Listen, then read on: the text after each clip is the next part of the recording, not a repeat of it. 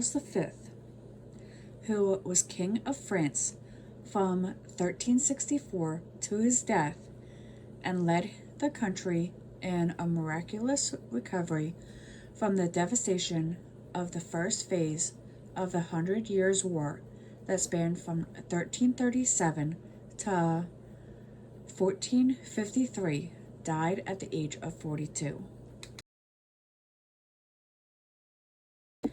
English colonists aboard the Mayflower set sail for America, where they founded Plymouth, Massachusetts. After 41 men, including William Bradford and Miles Standish, signed the Mayflower Compact. A local revolt in Mexico was sparked by Miguel Hidalgo y Gonzalo, a parish priest in Dolores, who uttered the Grito de Dolores, or the Cries of Dolores, calling for the end of rule by Spanish peninsulars, for equality of races, and for redistribution of land. The U.S. Congress granted a national charter for the American Legion, an organization of U.S. war veterans.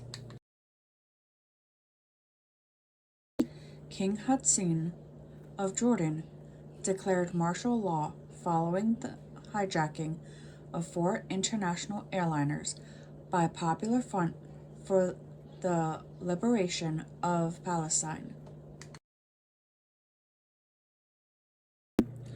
Papua New Guinea achieved full independence from Australia. American-born Greek operatic soprano Maria Callas, who revived classical coloratura roles in the mid-20th century with her lyrical and dramatic versatility, died in Paris at the age of 53. Mohammed Zia-ul-Haq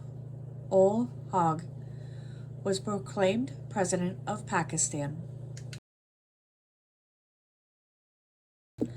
A school bus traveling on the road between the villages of El Naranjo and Cantaranas, Honduras, overturns while crossing the rain-swollen Rio Grande River, where 33 passengers drowned. In an effort to pull Japan out of its worst economic recession in some 20 years, Prime Minister Murayado Hirsawano announced a $58 billion economic stimulus package. A similar effort in April by former Prime Minister Kiichi Maswana's government had envisioned an investment of more than twice that sum, but only a small portion of the money had actually been spent. Although Hasegawa characterized his program as rather bold, many economists considered the proposed lowering of rates on electricity, gas, and imported goods, the offering of low-interest loans and taxes incentives, and the launching of public works projects too insignificant to lift Japan out of its economic slump.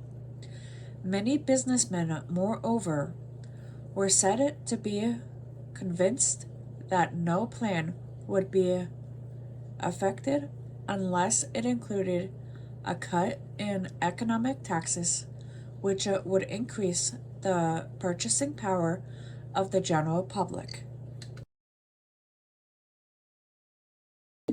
The sitcom Frasier, a spin-off of Cheers, starring Kressley Grammer, debuted on NBC and became one of the most popular American television shows of the late 20th century.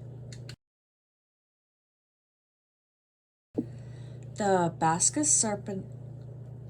Separatist Organization, ETA, announced an indefinite ceasefire after 30 years of terrorist guerrilla attacks in Spain that were blamed for 800 deaths, and the peace lasted 14 months. American dramatist Edward Albee, an innovative writer of raw, strategic plays, who was perhaps best known for Who's Afraid of Virginia Woolf, that premiered in 1962, died at the age of 88.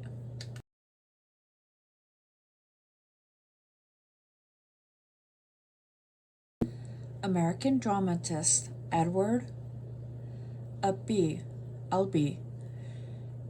an innovative writer of raw, strategic plays, who was perhaps best known for Who's Afraid of Virginia Woolf, that premiered in 1962, died at the age of 88. American dramatist Edward Albee,